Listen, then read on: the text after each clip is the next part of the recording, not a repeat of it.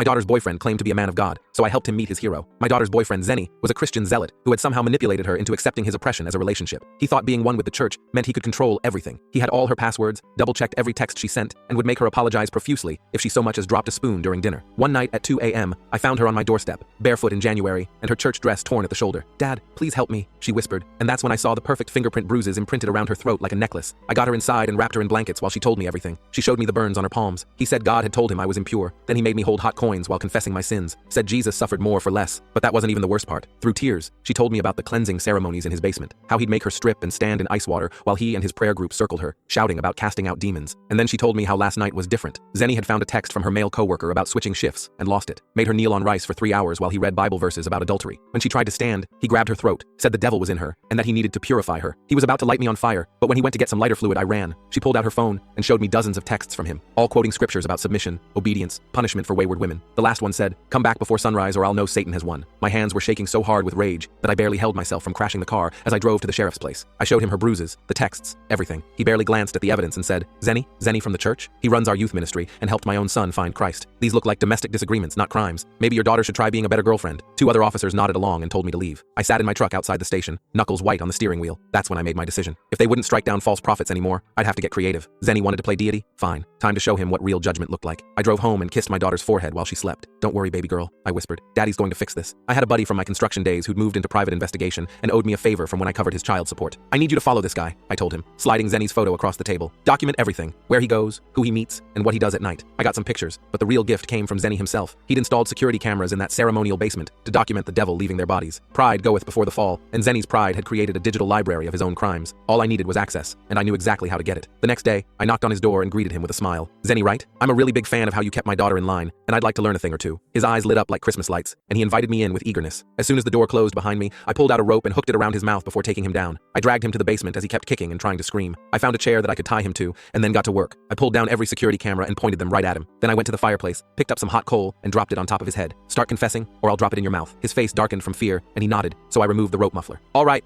I did it. Just keep them away." He listed everything, including all the ceremonies he made my daughter go through, and the fact that he was planning on burning her alive. Once he was done, he smiled and asked, "You'll untie me now, right?" I smiled back, and then dropped all the coal right on his tongue. He started screaming in pain immediately, so I had to put the rope muffler back. I made a copy of all the footage from the security cameras while he was still swallowing the hot coal. Then I dropped all the cameras in his lap, called both the police and reporters, and then left. The 2 parties arrived at the same time, so there was no hiding the truth. Zenny was completely hysterical and kept yelling, "I did it! I made her suffer! Just keep the coal away!" Zenny went to prison for life, and every church member who participated in his ceremonies was investigated. In return, the camera footage was never released to the public. My daughter has started smiling again, and all her bruises are now gone, just like the abuser.